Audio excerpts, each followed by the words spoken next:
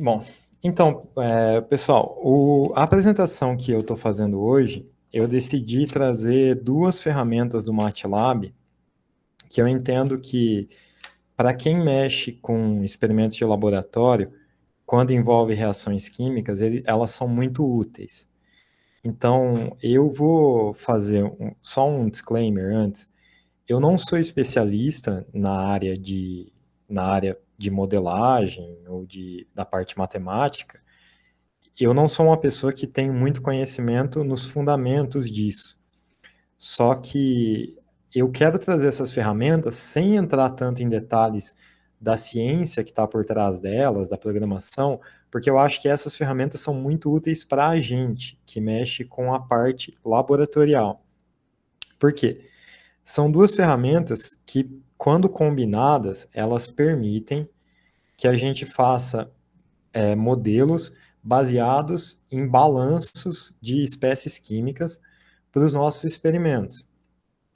E essas duas ferramentas às quais eu estou me referindo são a, a ferramenta que o MATLAB oferece para a resolução de equações diferenciais e a ferramenta que o MATLAB oferece para otimização de funções de mínimo quadrado. Funciona, a ideia por trás desse webinar que eu estou fazendo é a seguinte, né?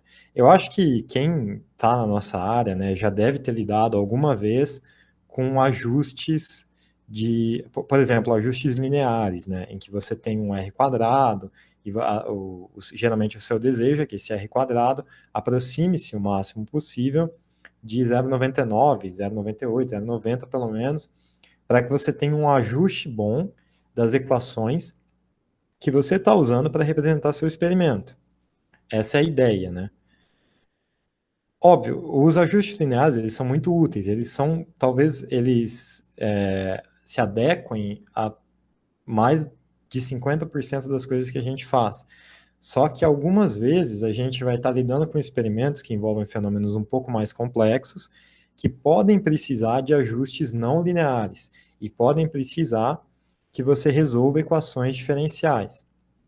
Então, a ideia dessas ferramentas é fazer o ajuste sem lidar necessariamente com equações lineares. Então, vamos lá. Ó. Eu separei esse webinar em duas partes. Na primeira, eu vou lidar com a parte da ferramenta de resolução de equações diferenciais. E na segunda, eu vou lidar com a parte de otimização por ajuste mínimos quadrados. Por fim, na terceira parte, eu vou juntar as duas com um exemplo de caso, que eu acredito que vai ficar mais didático para entender ao que eu estou me referindo. Então, vamos lá. Qualquer coisa que vocês quiserem me interromper, se tiver muito confuso, se eu estiver sendo muito rápido, ou se vocês quiserem dar alguma opinião, né, a respeito, sintam-se à vontade. Bom, a primeira ferramenta que eu vou apresentar são as ferramentas ODE do MATLAB. Elas servem para a resolução de equações diferenciais ordinárias. O que é uma equação diferencial ordinária? Né? É quando você tem uma ou mais derivadas de uma variável dependente, digamos y, em relação a uma variável independente, x ou t. Tipicamente, a gente costuma ver isso muito na equação de reator de batelada. Quando você está fazendo uma reação e você coloca ela num becker ou num balão de reação, né? E aí você tem ali que a variação da quantidade em mols da espécie que você está querendo ver consumir ou querendo ver ser formada com o tempo, ela é igual a uma taxa de reação. Isso é uma típica equação diferencial ordinária. Toda a equação diferencial ordinária ela é resolvida a partir de um problema de valor inicial. No seguinte sentido, você sabe como que as coisas começam, né? Você vai montar o experimento. Então você sabe, se você estiver lidando com um reagente, você sabe que o seu reagente ele começa a uma determinada concentração e você quer modelar o comportamento dele com o tempo, né? Ou, às vezes, se for uma produção, né, uma síntese, você sabe que você começa com zero, no tempo zero, e você quer modelar até um determinado tempo. Então vamos lá. Além disso, a gente às vezes pode estar lidando com sistemas de equações diferenciais. Seria o caso quando você tem várias sínteses ocorrendo ao mesmo tempo, vários consumos, ou quando você está lidando com uma equação diferencial de componente, uma equação diferencial de temperatura. E nesse caso, pode ser que a temperatura influencie do componente. Então, você vai ter sistemas de equações diferenciais que são acoplados para serem resolvidos simultaneamente. Tudo isso é parte do que a gente vai estar lidando aqui no escopo hoje. As ferramentas que o MATLAB apresenta para a resolução de equações diferenciais são as ferramentas ODE. A mais comum, a mais famosa, é a ODE 45. Geralmente, quando você vai usar o MATLAB, você vai estar interessado em usar essa ferramenta. Aí, como eu estou mostrando aqui na tela, né, tem ODE 23, 113, 15S, 23. Cada uma delas é específica para quando você tem um tipo de problema. Eu não quero entrar muito nisso, porque, primeiro, eu não tenho muita experiência ou muita formação para falar disso, e porque, para os casos que nós, experimentalistas, estamos lidando, geralmente a ODE 45 ela vai servir, ela vai ser suficiente. Eu vou mostrar um caso em que eu tenho que usar a ODE 15S, que é o caso da rigidez, como vocês estão vendo aqui na tela, né? ODE 45 non-stiff, ODE 15S stiff. Eu vou mostrar o que é isso, pelo menos, para a gente poder só dar uma olhadinha nas diferenças, né? Por que essa diferença existe. Então, vamos lá. Ó. Eu vou resolver 3 exemplos de caso no MATLAB para que vocês possam ver como que o MATLAB resolve equações diferenciais. Os primeiros exemplos que eu vou mostrar são exemplos matemáticos. A gente não vai entrar em nada muito relacionado à experimentação, por enquanto, a exemplos reais, né?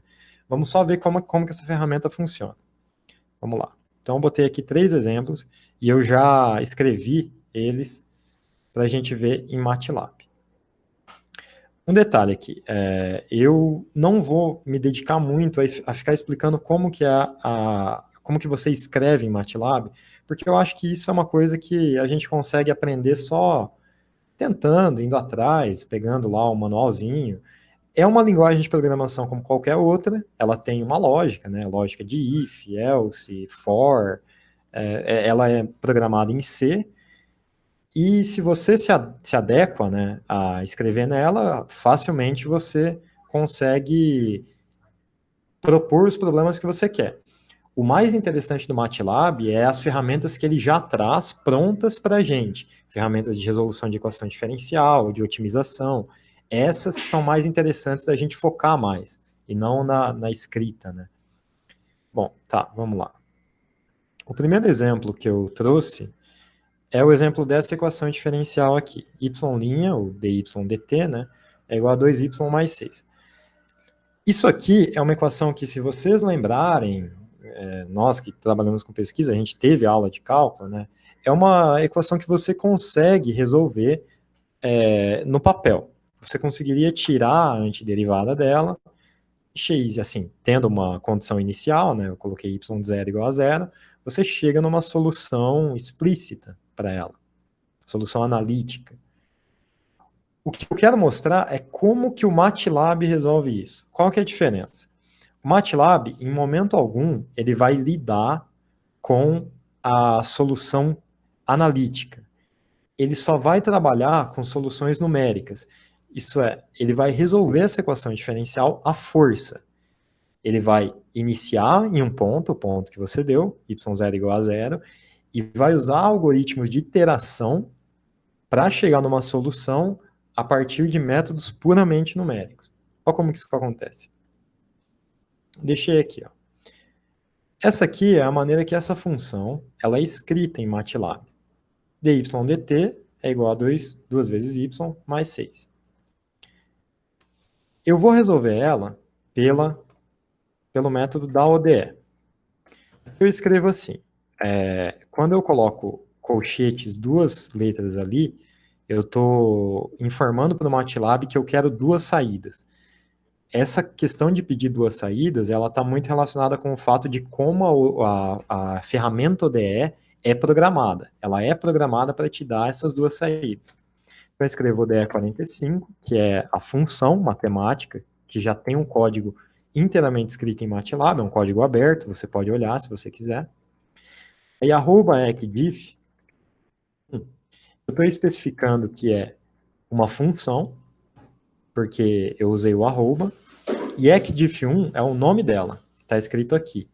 Ou seja, quando eu puxo isso aqui, o MATLAB entende que eu estou aplicando a ferramenta ODE45 à função ecdiff1, que especificamente retorna esse valor. dy dt é igual a 2y mais 6. O que eu coloco agora? Esse 0,10 é a janela de tempo que eu quero que o MATLAB resolva essa equação. Isso é, ele vai realizar uma iteração no tempo de 0 até 10, aí depende da escala, né? Segundos, minutos, o que você quiser. Esse 0 é o ponto inicial que eu estou dando para ele. Basicamente, a condição de contorno ela está escrita aqui, né? y0 é igual a 0, é assim, ó. Se eu começo no tempo 0, no ponto inicial, o valor é 0. E esse valor é da equação integrada. A ferramenta já está escrita de modo a entender isso. Então, quando eu coloco aqui de 0 até 10 e coloco que o ponto inicial é 0, eu estou impondo para a minha equação diferencial que y de 0 é 0. Vamos lá. Beleza. Aqui eu tive uma solução. Esse aqui é o meu vetor de tempo, que ele retornou. E esse aqui é o meu vetor de y, que ele retornou. Para que a gente tenha um entendimento melhor do que aconteceu aqui, eu vou plotar o gráfico. Eu já deixei o texto escrito aqui, para a gente ver.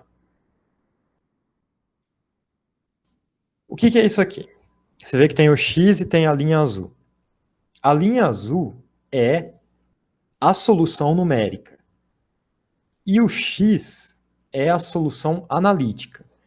Eu escrevi aqui um código, ó, solução 1, em que eu peguei o vetor de tempo que ele gerou, esse vetor aqui, eu apliquei na antiderivada, já com a condição de contorno, que a gente sabe isso aqui fazendo no papel, usando uma ferramenta como o Fran, é uma coisa que é específico de equações que tem solução analítica, né? Apliquei no vetor tempo e me gerou uma solução analítica. Essa aqui é a solução numérica. E vocês podem ver que a maneira que eu usei a ferramenta, você tem uma equação, uma solução numérica perfeitamente alinhada com a solução analítica, que era o esperado, uma equação super fácil de se resolver, né? Não teria por que o MATLAB ter problemas com isso. Eu vou, assim, eu sei que posso estar sendo um pouco rápido, mas o vídeo fica gravado, e aí vocês podem retornar e olhar exatamente como que se usa essa função ODE, né? Esse aqui é o padrão em que ela é operada. ODE 45, função que você escreveu, janela de tempo que você quer integrar ela, ponto inicial, que se refere ao tempo inicial. A primeira saída é o vetor tempo, ou melhor, o vetor da variável independente que você está integrando. E o segundo retorno é o vetor da variável dependente. Importante dizer que isso que é o mais interessante da ferramenta ODE, quando você escreve o código com a função, você especifica a sua saída, function igual a sua saída, function espaço a sua saída, igual nome da função, parâmetros dela. E para você pedir a saída, você usa o mesmo nome que você usou em function. Quando você faz exatamente isso aqui, o MATLAB está entendendo que esse é o retorno da sua função, é o que ele vai calcular quando você chama a função.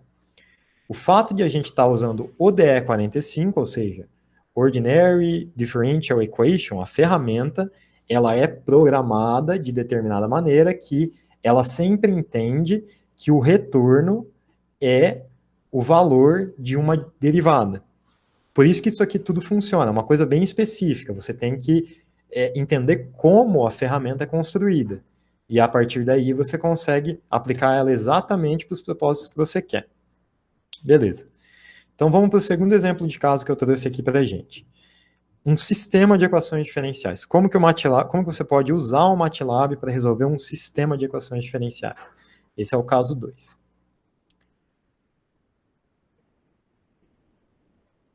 Esse caso 2, eu peguei ele especificamente porque ele também tem uma equação analítica. Ele tem uma solução analítica, uma solução que você pode fazer em papel. Eu não sei exatamente como que faz isso. Eu usei uma ferramenta que faz. Resolver sistemas de equações diferenciais por solução analítica é super difícil. E aqui começa a ser um ponto em que o MATLAB é mais útil, porque isso é um problema complicado de você fazer analiticamente, e o MATLAB te faz computacionalmente. Está escrito aqui, num sistema de duas equações, né? Vamos lá. Quais são as equações que eu coloquei? As equações diferenciais. Perdão, eu abri o problema errado aqui. A solução 3 e ECDIF 3. Não, também não é esse. Deixa eu ver se eu encontro aqui. É esse aqui. Tá, eu acho que eu não coloquei a solução analítica dele aqui, mas ele tem. Se você jogar esse sistema de equações no Alfredo, ele tem solução analítica, mas vamos ver como é que ele resolve a solução numérica, né? Beleza, tá escrito aqui, né? A primeira equação diferencial é dy dt igual a 4y mais 7y2, y1 e y2. dy2 dt é igual a menos 2y1 menos 5y2. Como que você poderia pensar nisso aqui? Você poderia pensar que isso aqui são concentrações de dois componentes diferentes, e você pode ver que essas equações interagem entre si, ó. Aqui explica como que y1 varia. Só que quando y1 varia, ele faz y2 variar, a maneira como y2 varia, variar também. Porque elas são interdependentes, elas estão conectadas pelas próprias concentrações das espécies, 1 e 2. Então vamos lá, está escrito aqui, ó. Agora, um sistema de equações diferenciais. Agora, y não é mais um escalar, ele não é mais um número, ele é um vetor. Ele é um vetor de soluções. Eu vou dar um minutinho aqui, gente, que eu preciso ir no banheiro, aí eu já volto e soluciono esse.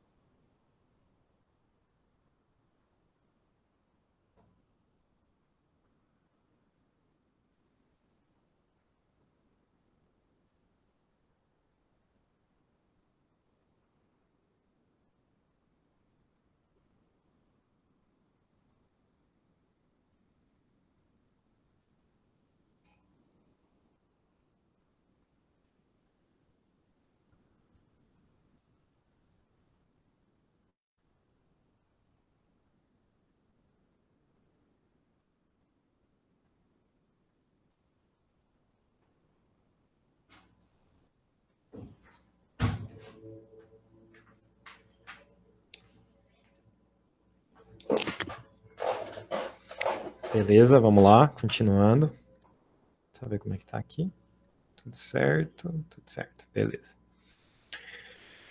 Continuando, então. Vamos para o exemplo 2. Sistema de equações diferenciais. Funciona exatamente como o caso anterior. Quando eu escrevo aqui entre parênteses 1, eu estou me referindo ao primeiro índice do vetor dy dt. E aqui é o segundo índice do vetor dy dt. O primeiro vai se referir ao y1, que é justamente porque o vetor y, quando no índice 1, refere-se ao y1 que a gente está criando. E o vetor y, quando no índice 2, refere-se ao y2 que a gente está criando. Construído exatamente da maneira que a gente quer. Só que é importante entender que quando a ODE é chamada, ela requer que você tenha uma variável de saída, que é a variável nomeada pela função, dy/dt. Então, eu coloco que dy/dt é um vetor, que o primeiro índice é dy/dt1 e o segundo número é dy/dt2. Agora eu chamo para resolver. Eu quero duas saídas, só que a minha primeira saída vai ser o vetor tempo, a minha segunda saída ela vai ser duas colunas de vetor. A primeira vai se referir ao y1, a segunda vai se referir ao y2. Chamo aqui 45, diff 2 é o nome da função. Vamos resolver ela de 0 a 10. E aqui, obviamente, é um problema de valor inicial, só que para resolver um problema de valor inicial cuja a resolução necessita de duas variáveis, você precisa de duas condições iniciais. No tempo 0, y1 é 0, y2 é 0. Fechou aqui? Beleza. Você pode ver que ele fez a resolução dessas equações diferenciais numericamente. Ele gerou um vetor tempo e gerou dois vetores y. O primeiro refere-se a y1, porque eu coloquei para ser o primeiro aqui, né? y1. E o segundo refere-se a y2. Eu vou fazer esse destaque de novo, porque isso é uma coisa que quando eu estava aprendendo a usar essa ferramenta, eu confundia muito. Vocês podem ver que quando eu escrevo aqui, eu estou escrevendo dy/dt1. Isso faz parecer que o vetor que ele está gerando aqui é o vetor da derivada, mas não é, gente. A ODE ela é programada de modo que ela já está entendendo que a equação que você escreveu aqui é uma equação diferencial. Então, o que ela retorna para você é a integral. Então, essas duas colunas, elas se referem a y, e não a derivada de y. Vamos plotar para ver, né? Escrevi aqui.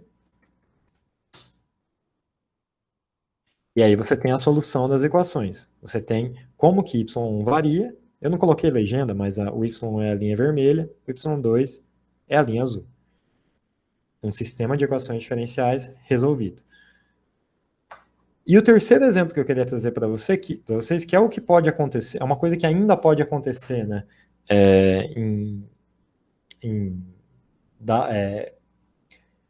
Problemas laboratoriais que a gente costuma ter é você ter uma derivada de ordem maior. Isso acontece muito com quem trabalha com difusão de calor, difusão de massa. Você costuma ter alguns problemas em que você vai ter que lidar com derivadas de segunda ordem. Então eu trouxe um exemplo para mostrar como que você resolve numericamente derivadas de segunda ordem no MATLAB. E o exemplo do sistema, ele foi conveniente de ser mostrado antes, porque para que o MATLAB entenda que você está lidando com uma equação de ordem maior, você vai ter que montar um sistema. Como que funciona? Deixa eu mostrar aqui. Seguinte maneira. O meu terceiro exemplo é o seguinte. A derivada segunda de y é igual a 2y mais 6 mais 6. Sendo que, no ponto 0, a derivada de y é 0, e no ponto 0, y é 0. Então, duas condições iniciais, uma relacionada a y e uma relacionada à derivada de y. A solução analítica desse problema está escrita aqui. É uma resposta bem complicada até, né, de se ver. Então, nesse problema aqui, eu posso fazer a mesma coisa que eu fiz no primeiro. Eu escrevi essa solução analítica. Essa aqui. Aqui, em uma função que eu posso só chamar e jogar o vetor tempo, o vetor variável independente, e comparar, né, as duas soluções.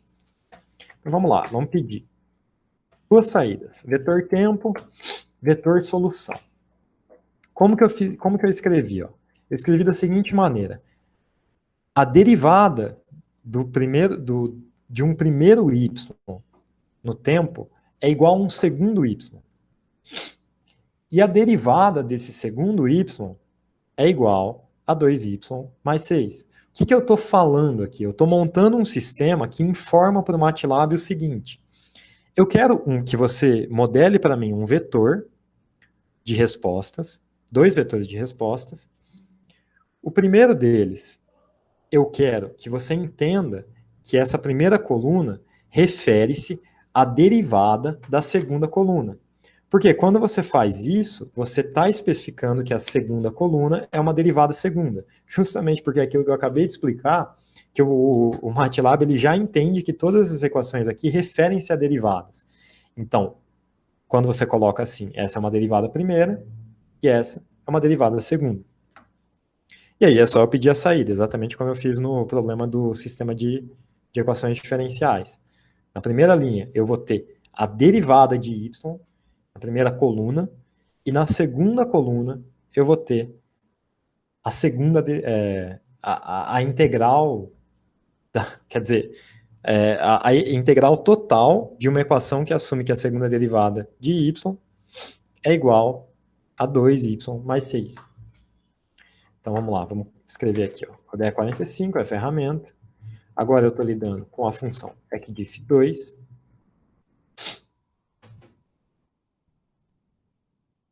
Vamos integrar de 0 até 10 em janela de tempo. E eu preciso de duas condições iniciais, um problema de derivada segunda. O número de condições iniciais que você sempre precisa para resolver uma equação diferencial refere-se à soma da ordem das derivadas e do número de variáveis dependentes. Como aqui eu tenho uma variável dependente, y, e duas derivadas, derivada segunda, então eu preciso de duas condições iniciais. Vou colocar exatamente como foi escrito aqui, né? No tempo igual a zero, y é zero e a derivada de y é zero. E aí, joga com o MATLAB. Resolveu. Perceba que, nesse caso, eu quero só a primeira coluna. Porque a primeira coluna é a integral da derivada segunda, a integral total dela. Então aqui, eu já escrevi aqui para a gente pegar, vamos ver, comparando com a equação analítica. É parecido com outro caso, a resposta, né? Mas perfeito. X é a solução analítica, esse x em vermelho, que é representada por essa forma, que eu calculei no MATLAB, e a linha azul é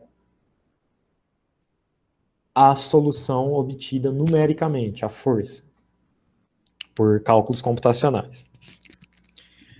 Tudo bem, beleza. Então, eu acho que se vocês revisarem aqui tudo que foi feito, né, vocês conseguem entender bem como que é utilizada a ferramenta DE45 para resolver equações diferenciais genéricas no MATLAB, qualquer uma que você quiser, de maneira computacional, por iteração.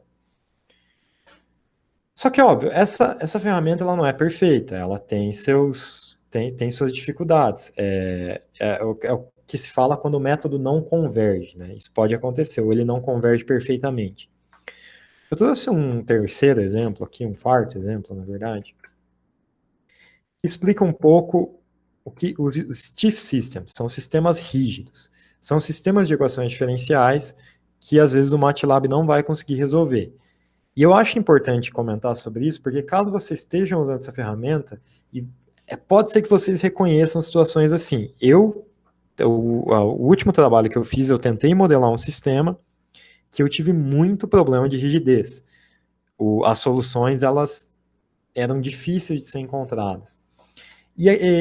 O interessante é que esse slide aqui, ele traz um exemplo muito simples, que o MATLAB pode ter dificuldade de resolver, que é esse exemplo aqui, ó. dy dt é igual a um lambda menos y mais seno de x, com a condição inicial y de 0 igual a 0. E aí ele te dá a solução analítica disso, né, com uma constante, e essa constante ela é obtida em função de lambda. Lambda é um número que você especifica. O que esse cara aqui explica? Ele explica que quando lambda é um valor baixo, o MATLAB consegue tranquilamente resolver essa equação, computacionalmente, a força. O problema é que quando o lambda fica muito alto, você começa a ter problemas de stiffness. E eu vou mostrar isso aqui para vocês, como que isso acontece na prática. Vamos lá, é a última agora, ECDIF 3, solução 3. Vocês podem ver, ó, eu vou mudar o valor de lambda, eu vou colocar um valor de lambda baixo, lambda igual a 5. Lambda igual a 5. Aqui, eu fiz exatamente como nos outros dois exemplos anteriores, dois deles, eu escrevi a solução analítica dessa equação diferencial. Ela está exatamente como descrita aqui, para a gente poder comparar com a solução numérica. E aqui está a solução numérica. Eu tenho um dy dt, que é a saída da função, igual a lambda vezes menos y mais seno de t. ECDIF 3, função de ty. Então, vamos aplicar o DE 45 nela, equação diferencial 3, de 0 a 10, y de 0 igual a 0, né? Como ele especificou aqui, é isso mesmo, ó, y de 0 igual a 0, meu tempo 0, ponto inicial 0. Beleza, resolveu. Vamos plotar aqui agora, e aqui nesse plot eu já estou chamando a solução analítica também. Ó, perfeito. Solução analítica dada pelo x, a solução numérica dada pela linha azul. Vocês podem ver, se eu até dar um zoom aqui, deixa eu mostrar. Resolução perfeita. O computador conseguiu resolver a equação exatamente igual à analítica. Mas olha o que acontece se eu pegar esse lambda, transformar ele em 10.000, 10 a quarta.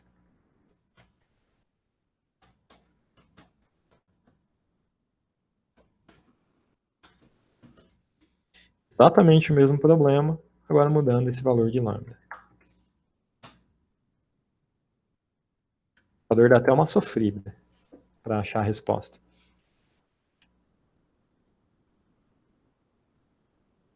Beleza, encontrou. Vamos comparar agora. Olha o que aconteceu.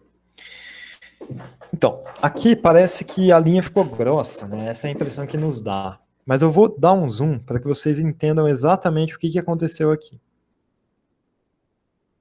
Um pouco pesado. Ele já vai achar.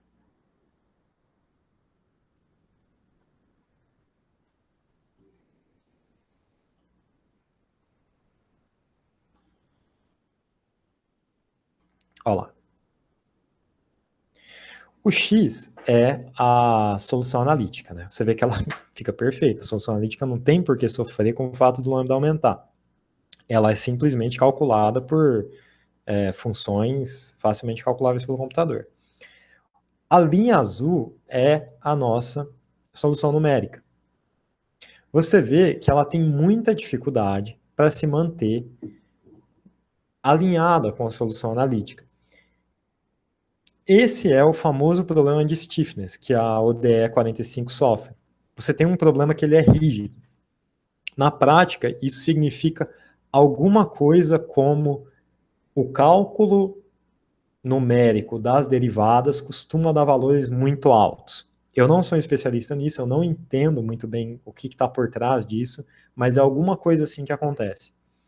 E, óbvio, esse aqui é um problema muito simples, né? Então, a gente não teve muito, a gente só teve um pouquinho mais de tempo computacional para resolver, mas quando você está lidando com problemas mais complexos, várias etapas com problemas computacionais podem te gerar um problema que na prática fica insolúvel. Você vira o computador a noite inteira rodando e ele não consegue achar a solução. E aí sim, o MATLAB traz algumas ferramentas que vão tentar resolver esse problema. Vamos lá. O que se faz é usar, se eu não me engano, tá aqui, ó, ODE 15S. 15S é uma função, uma ferramenta que ela lida bem com stiffness. Não é recomendado usar 15S para qualquer problema, porque ela te dá uma solução mais imprecisa que o ODE 45. Eu não sei qual que é a programação por trás disso, não entendo, mas na prática é para isso que serve. Peraí, vamos dar um clear antes de eu pedir aqui, peraí.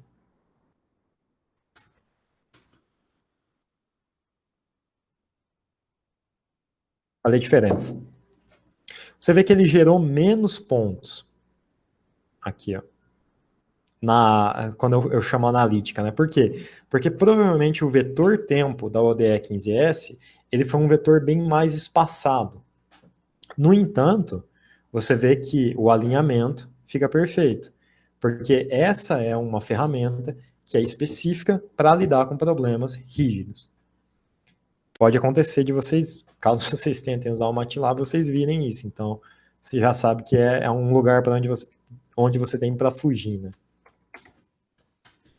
Beleza. Tá. Então, terminei a primeira parte da aula aqui, que é explicar um pouco como funciona a ferramenta ODE. Vamos lá. Alguma mensagem? Não, tá tudo de boa, né? Por enquanto. Posso continuar. Beleza.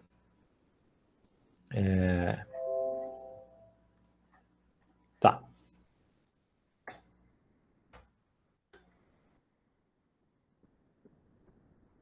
Então, vamos deixar a parte de ODE de lado, por enquanto.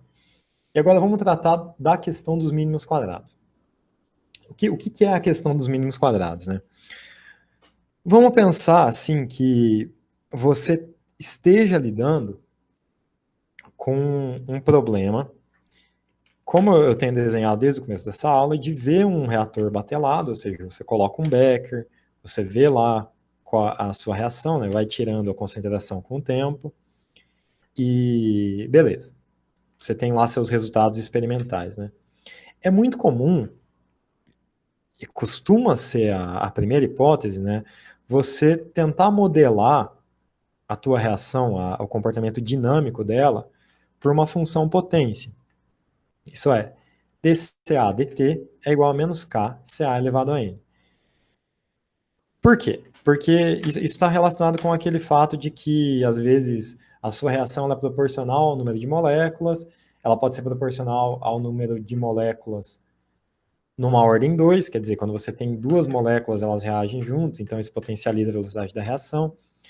Então, assim, o que costuma acontecer é que você tem um valor de K, uma constante cinética, e um valor de N, uma ordem de reação, que vão ajustar muito bem os seus dados experimentais. Esse aqui é o balanço batelada, dCA, dt, se você tem volume constante, né? A gente supõe aí, tua soluçãozinha lá de reação, ela não está evaporando. Então, você tem volume constante, você pode jogar o volume para dentro dessa derivada aqui, o Na vira Ca, é igual à velocidade de reação. Se a gente estiver lidando com um reagente, ele consome, então é negativo, KCa elevado a N. O que se costuma fazer, de modo geral? E eu já vi muitas pessoas, até no laboratório que eu trabalho, fazendo isso. Você costuma tentar encontrar os melhores valores de K e N através de uma linearização do comportamento. E isso é bem famoso, você usar o método das velocidades iniciais. O que você faz? Você tem que, se você pegar no ponto zero da sua reação, você tira os dois primeiros pontos ali. Bem rápidos. Digamos que você tire um em 0 e outro em 30 segundos. Você tem uma inclinação inicial, dCA, dt, num ponto zero, que é igual a uma taxa inicial de reação, que é igual a menos K, a concentração que você colocou, elevado a N. Isso aqui é uma aproximação, mas é uma aproximação muito boa e muito útil. E isso aqui é algo que se costumava fazer muito antigamente. Você pega cientistas que não tinham computadores, justamente porque, para eles, você precisava de uma maneira de calcular a taxa de reação no papel. Então, o que você fazia? Você lineariza essa equação, tirando o ln dos dois lados, aí o teu n cai, e você fica com o ln de menos r a zero é igual a ln de k mais n ln de c a zero. Se você pegar um gráfico e plotar o ln de menos r a zero contra o ln de c a zero, você tem o coeficiente linear, o coeficiente angular, e você acha os valores de K e N. O que eu fiz? Para a gente entender melhor essa situação toda. Eu peguei alguns dados experimentais de uma tese mais antiga já, uma tese de 2012, do meu orientador, que tratava de degradação de ciprofloxacina em ozônio. E você vê, ó, você tem um comportamento temporal típico de batelada, que claramente pode ser ajustado por um modelo de função potência, que você tem diferentes concentrações iniciais. Eu gostei de pegar esses dados porque, assim, eles são muito legais para a gente testar justamente o que eu estou explicando aqui. Você fazer um método das velocidades iniciais e eu poder mostrar como que os ajustes eles podem ser feitos tanto dessa maneira linear como de maneiras não lineares. Só uma observação. Eu fiquei até impressionado com o quão bem esses dados se ajustaram, porque eu tirei eles de um planejamento experimental que, apesar de você ter variação de concentração de concentração de ciprofloxacina com uma mesma concentração de ozônio, você tinha variação de pH. Então, não necessariamente você estava lidando com experimentos de boa reprodução. Só que ainda assim eles ficaram muito bem ajustados por um modelo sem depender do pH. Então vamos lá, vamos ver. Peguei esses dados aqui da ciprofloxacina, né, plotados em gráfico, botei eles numa tabelinha. O que eu fiz nessa tabela? Tá aqui todos os dados. Aí aqui embaixo eu peguei para cada um desses 4 experimentos ln de CA0 e ln de menos RA0. Isso aqui, o ln de CA0 é o ln do valor de concentração inicial. Isso aqui é uma coisa que quem trabalha com experimento batelada, laboratório, está muito acostumado a ver. Isso aqui é típico de se fazer, é típico, é uma coisa bem comum. ln de menos RA0, eu pego a diferença entre 16 e 27, né, que é a minha inclinação inicial, os 2 primeiros pontos que eu tenho, tirei ela para cada um dos experimentos, tirei o negativo, ficaram esses valores. Aí eu tenho 4 experimentos de batelada, 4 pontos, posso gerar um gráfico. Desse gráfico aqui eu tiro um ajuste linear. Aqui eu tenho meu K e N calculados.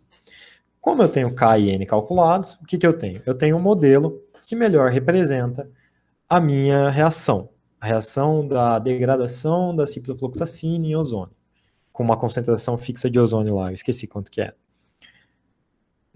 dCA/dt é igual a menos 0,756 Ca elevado a 0,763. Beleza, eu trouxe esse exemplo de ajuste linear só para vocês entenderem onde nós estamos. É isso que a gente quer agora. A gente quer usar um método de mínimos quadrados, que é exatamente o método que essa reta aqui usou, né? A menor distância quadrada entre os pontos e uma reta, para calcular parâmetros de um modelo. No caso, um modelo de reação de ordem com alguma potência. O método linear é o método mais antigo, é o método que se usa desde o tempo que não tinha computador. Só que hoje, com essas ferramentas, especialmente a ferramenta LSQ-NonLin do MATLAB, que eu quero explicar aqui, a gente não precisa fazer ajustes lineares. A gente pode lidar com esse problema fazendo ajustes não lineares. Como? Então, mas aí que tá. Antes disso, desculpa, eu tinha esquecido. Eu queria fazer só uma coisa antes. Eu quero explicar como que a gente resolve esse mesmo problema de ajuste linear no MATLAB, para que vocês entendam que o MATLAB também faz isso. Tá. É aqui. Eu trouxe esse exemplo aqui, ó. Linear fit. O que eu tenho aqui? Eu vou rodar esse código que eu escrevi. Esse código, ele traz simplesmente os mesmos dados que estavam nessa tabela aqui, ó, da degradação de ciprofloxacina, em MATLAB. Está escrito aqui como 4 vetores, o vetor tempo e o vetor dos resultados de cada um dos experimentos. Beleza. Aí eu vou escrever aqui para que vocês entendam o que eu estou fazendo. Deixa eu ver até a partir de que parte é útil aqui. Eu vou escrever que CA0, uma matriz CA0, ela contém as concentrações iniciais de todos os experimentos. Isso aqui vai ser útil para mim. SP2. 3, CESP 4.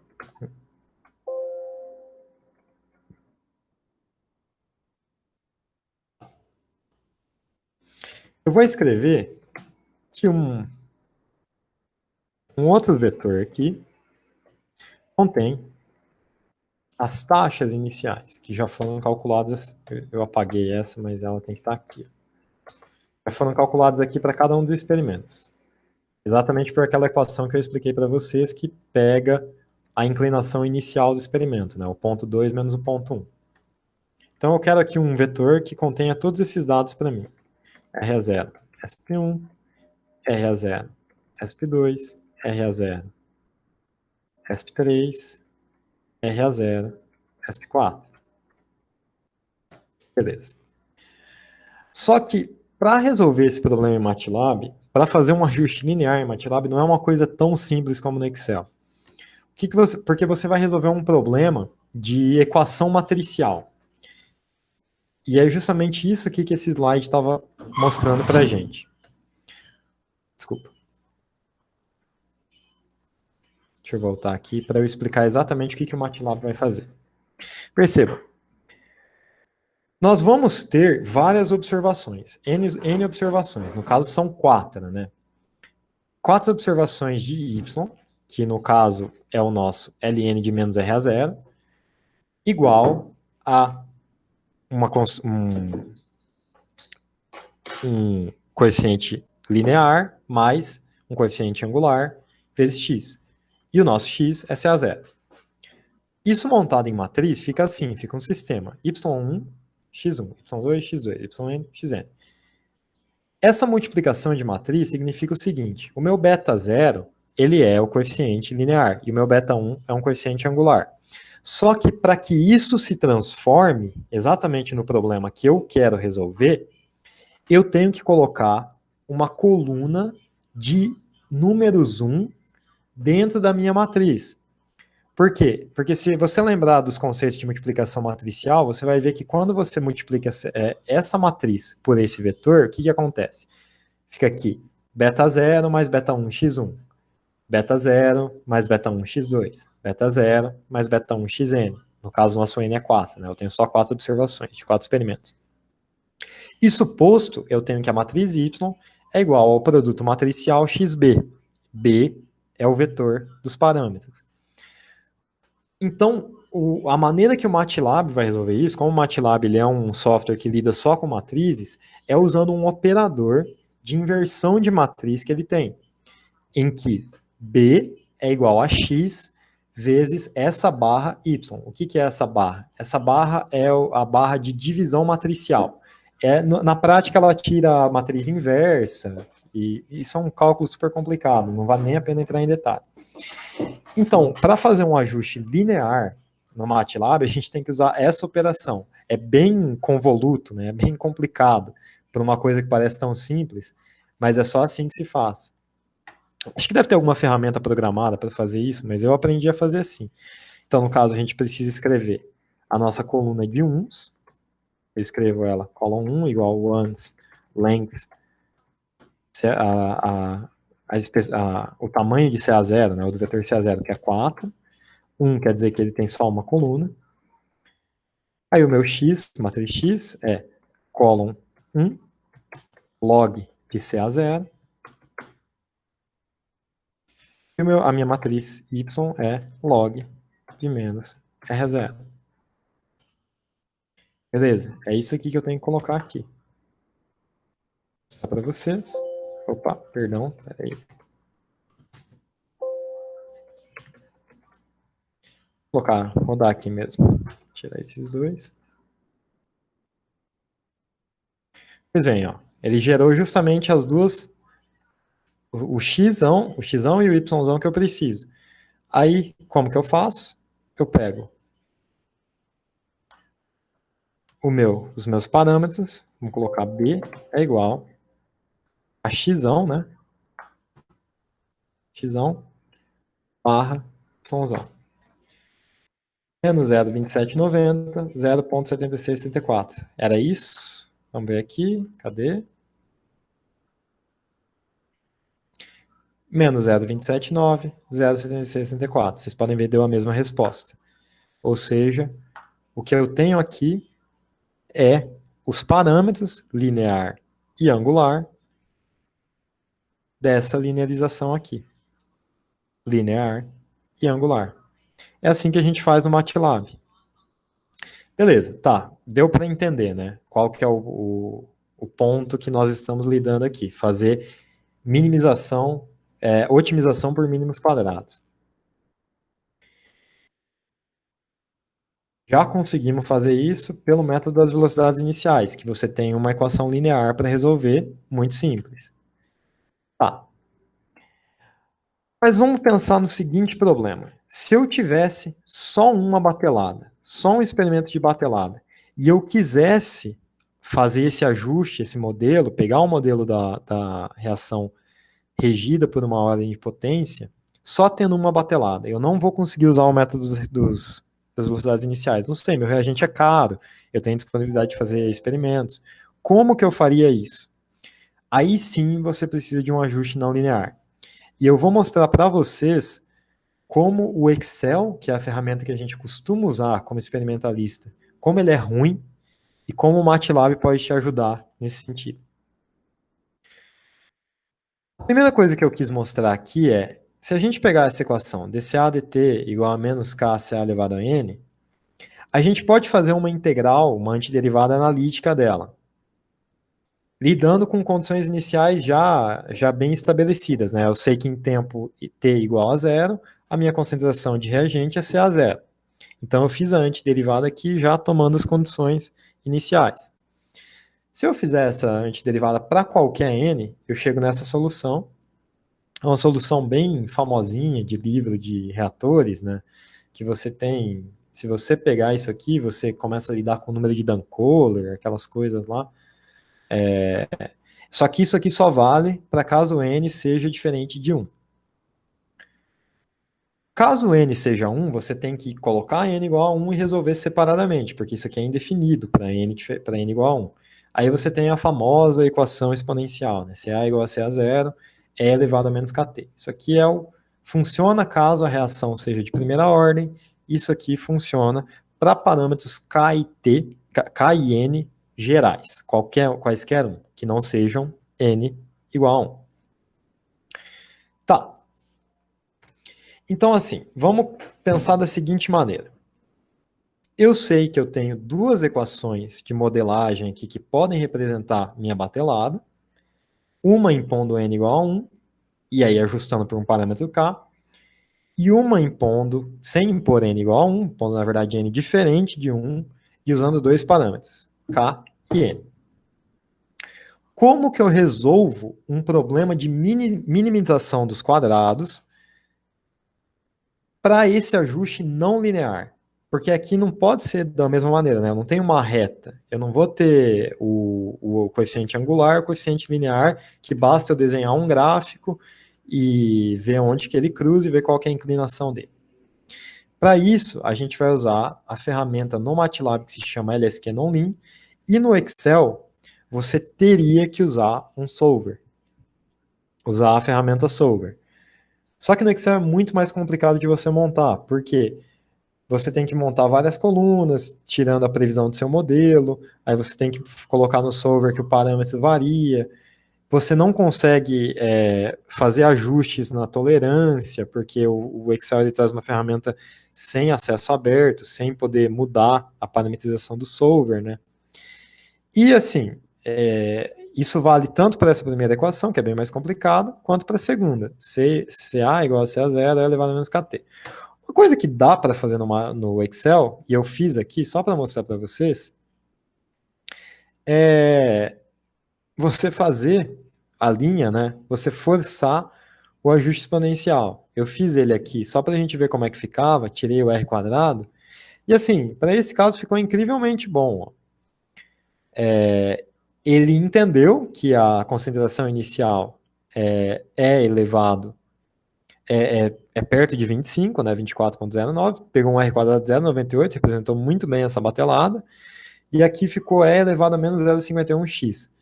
Só que o problema é que quando eu faço isso para o outro experimento, o experimento com concentração de 5, o modelo já muda completamente, né? Então, no Excel, eu não consigo gerar um modelo que leve em conta todas as bateladas que eu fiz para fazer ajuste não linear. Eu realmente só posso lidar com uma e só vale para esse caso específico em que a solução é um ajuste exponencial. Ou seja, para essa aqui, a primeira, eu nem posso usar regressão não linear no Excel, porque ele não me dá essa opção aqui no ajuste da trendline, né? Olha as opções que ele dá. As opções são exponencial, linear, logaritmo, polinomial, potência e média móvel, que nem modelo é. A única maneira de fazer isso aqui no Excel seria com o Solver. A gente não está interessado nisso. Então, daqui para frente, eu vou mostrar para vocês como se faz isso no MATLAB. Como que você faz um ajuste não linear. Aqui eu botei, né? Aquilo que eu mostrei para vocês agora há pouco, como que o Excel lida com o ajuste não linear, especificamente exponencial. Lida muito bem, consegue modelar o experimento, mas para dois experimentos diferentes, você já tem dois modelos diferentes. Esse slide aqui, eu quero deixar ele para o final. Tá, beleza. Então agora vamos para o MATLAB aqui. Como que o MATLAB vai resolver isso para a gente?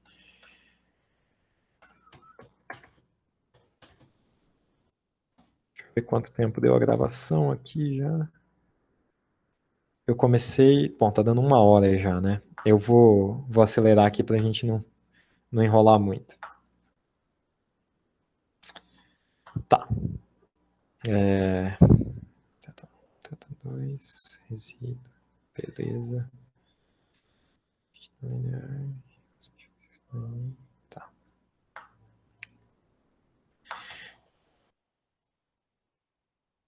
Então, gente, o que eu tenho aqui, ó? Eu tenho escrito de novo, num novo script de MATLAB, todos os resultados experimentais que a gente pode ter. Só que aqui eu escrevi uma função que vai calcular para a gente o resíduo dessas 4 bateladas aqui, da ciprofloxacina, das 4, em relação a esse modelo aqui, ó. O modelo que eu tenho um K e um N genéricos. Como que eu escrevo isso? Eu faço o seguinte, adiciono todos os dados experimentais aqui no meu script, e eu falo que a minha função resíduo, ela é função de um vetor. O que é o vetor θ? Até tipicamente no MATLAB, o vetor θ é um vetor que representa os parâmetros da equação que você quer modelar. Eu vou colocar aqui o N é meu primeiro parâmetro, ele é meu θ1, e o K é meu θ2. A concentração experimental a obtida, né? Ela vai ser dada por esse vetor, que vira uma matriz, porque CESP tem vários valores aqui. Então eu tenho aqui uma matriz que eu estou convencionando ela para que meu índice 1 seja o experimento 1, índice 2, experimento 2, índice 3, experimento 3, índice 4, experimento 4. Todos os dados obtidos experimentalmente, todos esses dados desse gráfico aqui, todos os pontos estão contidos nessa matriz. E eu escrevi aqui, ó, posso até escrever de novo para que vocês acompanhem o que eu estou fazendo. É o seguinte, CModel 1, o valor calculado por esse modelo é exatamente aquilo que foi tirado da antiderivada. A concentração inicial, pego CESP1.1 elevado a 1 menos N, mais, fecha aqui, mais N menos 1, vezes K, vezes T, fecha, elevado a 1 por 1 menos N, fecha. Foi isso que eu escrevi aqui, ó. É exatamente essa equação. C a 0, 1 menos 1, N menos 1 menos N, mais N menos 1, KT, tudo isso elevado a 1 por 1 menos N. E qual que é o valor de N e qual que é o valor de K? Eu não sei. Eu não sei qual que é o valor de N e qual que é o valor de K. Eu coloquei que ele é igual a um valor θ. E já vocês vão entender por quê. E seja qual forem esses valores de θ1 e de θ2, O código vai calcular CModel 1, CModel 2, CModel 3, CModel 4. Essa aqui tem todos os valores da batelada 1, todos os valores da batelada 2, todos da batelada 3, batelada 4. Aqui, como a gente está lidando com funções exponenciais, acontece alguns probleminhas relacionados à geração de números imaginários, se o modelo estiver calculando número negativo dentro dessa exponencial aqui. Então é só digamos assim, um troubleshooting que eu fiz para eliminar valores imaginários quando eles são gerados. Mas isso não tem nada a ver, porque a nossa solução ela não lida com números imaginários. É só porque na hora de otimizar isso pode atrapalhar. E aqui eu fiz uma matriz com todas as previsões do modelo, para batelada 1, 2, 3, 4. O meu resíduo, a minha matriz de resíduos, ela subtrai os valores experimentais dos valores de modelo, para quaisquer n e quaisquer k. E aqui é um código que eu faço porque é a maneira como ele ele é escrito, ele sempre pede que você não dê uma matriz de resíduos, mas sim um vetor de resíduos. Aí essa linha res igual a res 2 pontos, faz com que essa matriz 4, ela é 10, né? 10 por 4, ela seja transformada num vetor de 40 pontos, em que a LSQNonLin vai pegar, somar todos esses resíduos, fazer o quadrado deles e otimizar para você o mínimo desse valor. E aí aqui basta eu escrever um valor θ0, um chute inicial de parâmetros. Quando eu faço isso aqui, o que eu estou falando? Estou falando que n é igual a 0,1 e k é igual a 0,1. É um chute inicial. Eu não sei quanto é n, não sei quanto é k. Mas eu estou falando que inicialmente eu quero que eles sejam esse valor. E aí eu vou pedir duas saídas, que é a maneira como a LSQNonLin é escrito. Θ, resnorm. Θ vai ser o meu vetor de parâmetros, é a resposta que eu quero encontrar. Resnorm é a soma dos quadrados dos resíduos. É um nome que eu estou dando, né? Mas geralmente no MATLAB precisa desse nome. Aí eu escrevo o nome da ferramenta, LSQNonLin. A primeira entrada dela tem que ser a função que você quer achar o ponto mínimo. O nome da função é res of esps. E você vê que ela vai minimizar uma função que eu estou impondo, que são os resíduos. Só que ela é escrita de uma forma que ela já faz o quadrado da sua resposta. Por isso que eu não preciso tirar o quadrado aqui no código. Isso é convenção, né? Então, a gente só obedece. E o segundo parâmetro do LSQNonLin tem que ser o seu ponto inicial. Eu vou rodar, olha o que acontece. 4.5813 menos 0,4452. Tá horrível. Tá horrível essa regressão. Por quê? Você pode ver que o meu K deu negativo. Isso não existe. O K não pode ser negativo, né? A gente está lidando com o consumo do reagente, a gente já especificou que ele tem que ser positivo. A minha soma de resíduos deu 510. Isso aqui costuma ser na casa de menos que 10 até 10 a menos 1, 10 a menos 2, a menos 3. Isso aqui não é o que eu quero. Por que deu errado? Porque, por algum motivo, o desenho desse problema, ele não pode lidar com esse ponto inicial. Quando eu fui aumentando o chute inicial dos parâmetros, e eu coloquei 0,5, se eu chamar a mesma ferramenta com esse ponto inicial, olha o que acontece. Completamente diferente. 0,9747, ou seja, um n próximo aí de 1, e 0,5937. Muito bom, muito mais, faz algum sentido aqui, pelo menos. Aí você vê que o resnorm diminuiu bastante. Só que assim, quando a gente está lidando com um problema com otimização de equações não lineares, isso é uma coisa que você aprende nessas aulas de modelagem. Eu não sei muito bem a teoria por trás, mas existe um teorema que mostra que você não tem como saber se o seu ponto de mínimo é um ponto de mínimo absoluto. Geralmente você está lidando com espaços que tem muitas oscilações, eles param em pontos de mínimos que não tem nada a ver com o mínimo global, mas assim, o que costuma se dizer é que a maneira que você resolve esses problemas é testando vários pontos iniciais.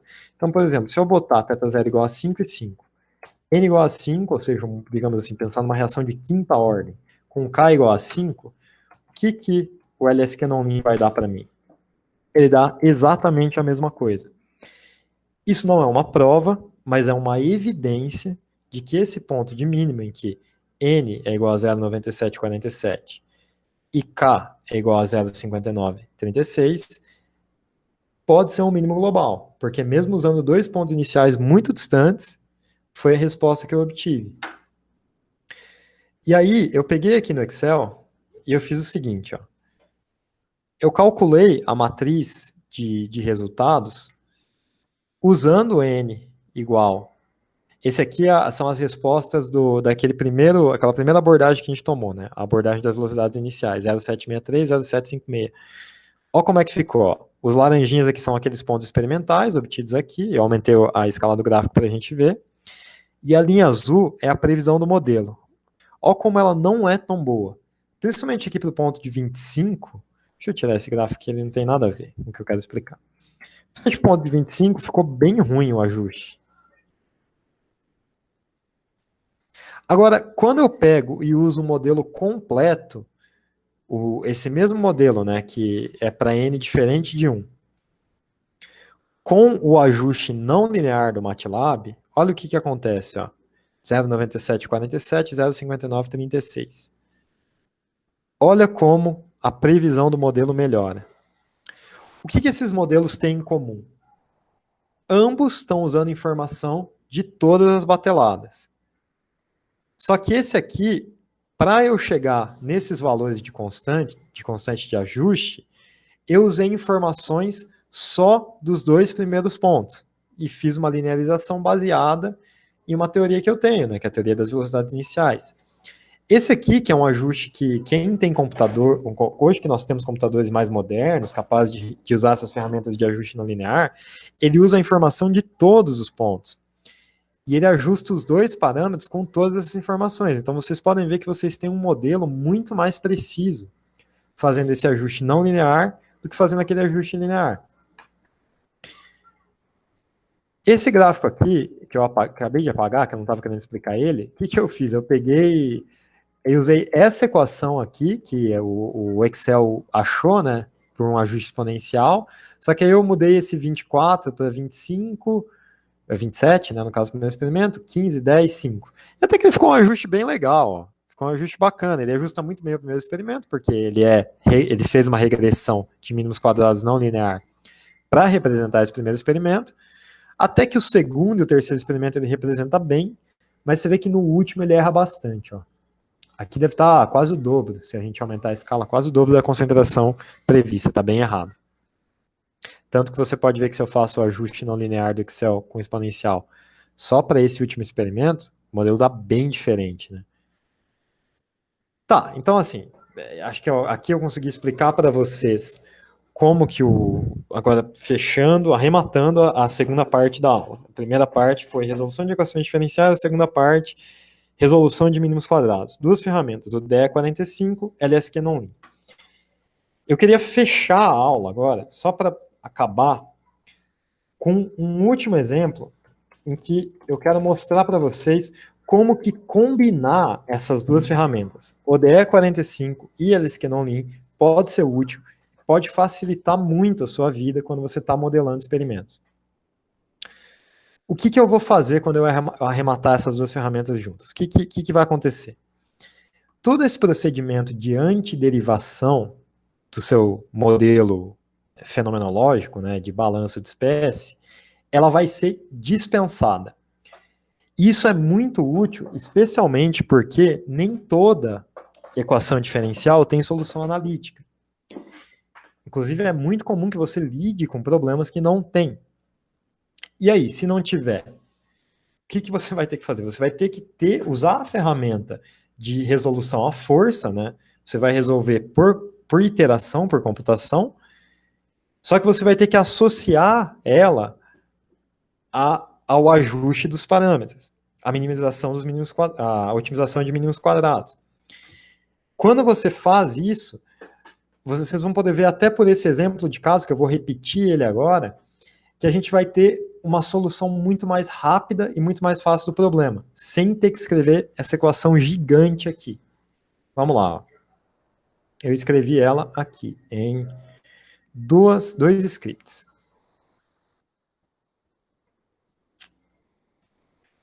Tudo bem, esse primeiro script aqui, ó, eu chamei ele de o resíduo retornado, né? Ele é igual à equação diferencial, ele é scanonlim, resíduos. Função de θ é a mesma coisa que eu acabei de fazer. Θ vai ser o meu vetor de parâmetros, n e k. Aqui eu tenho todos os dados experimentais. E aqui eu tenho o uso da ferramenta ODE para resolver uma equação diferencial, como eu expliquei lá no começo da aula, lembra? Qual que é a vantagem? A vantagem é que aqui eu não preciso ter a antiderivada da minha equação, a solução analítica dela. Eu consigo já pegar a ferramenta ODE 45 e desenhar ela para resolver uma equação chamada ECDIF, LSQNonlim, função.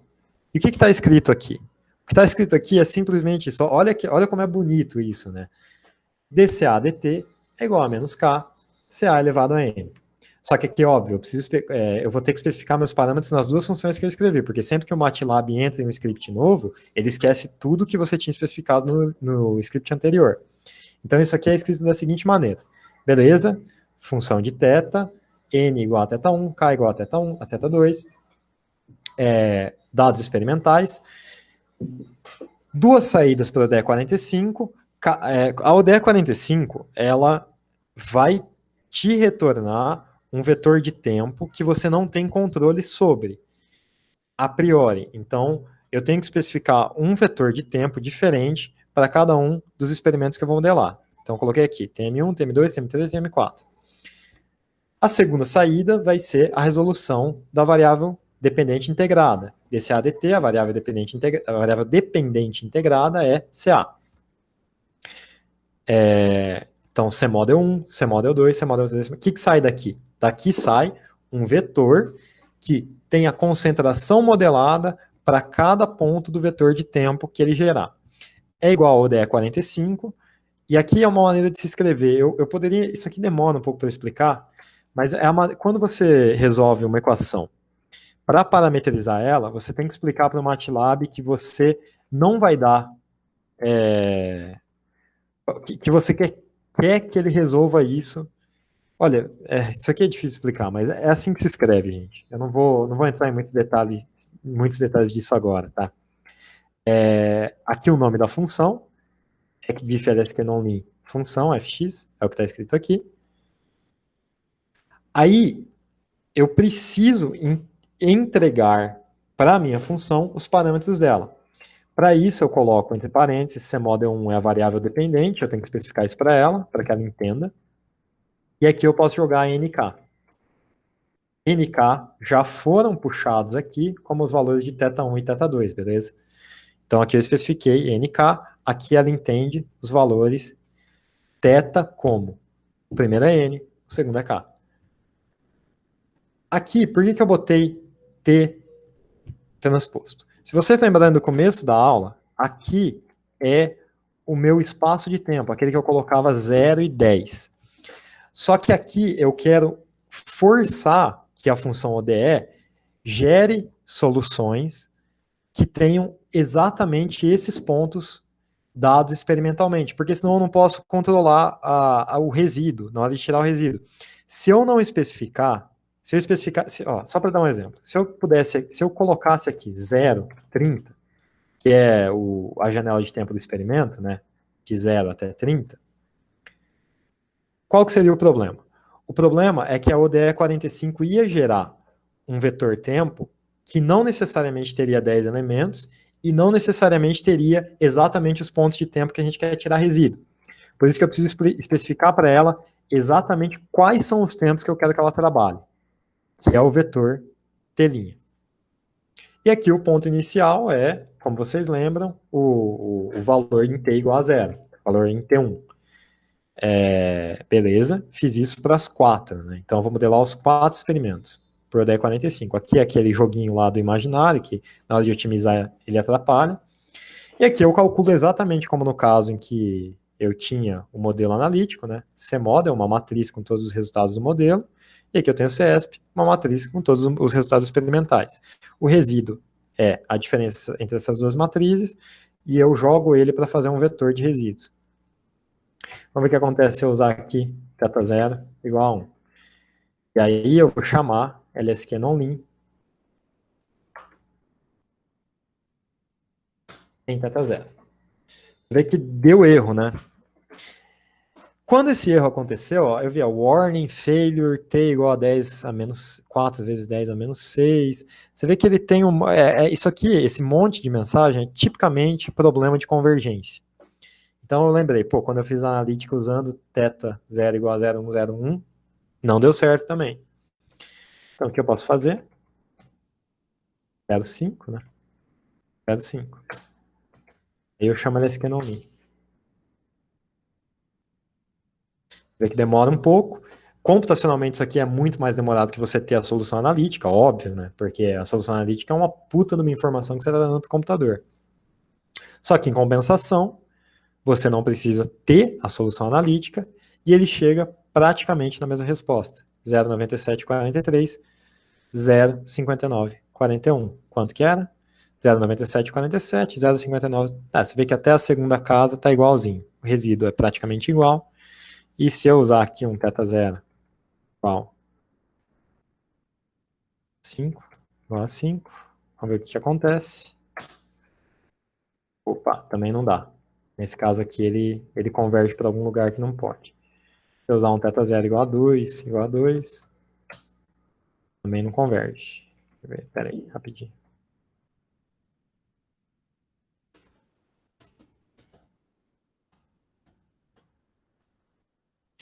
Um e-mail, um e-mail.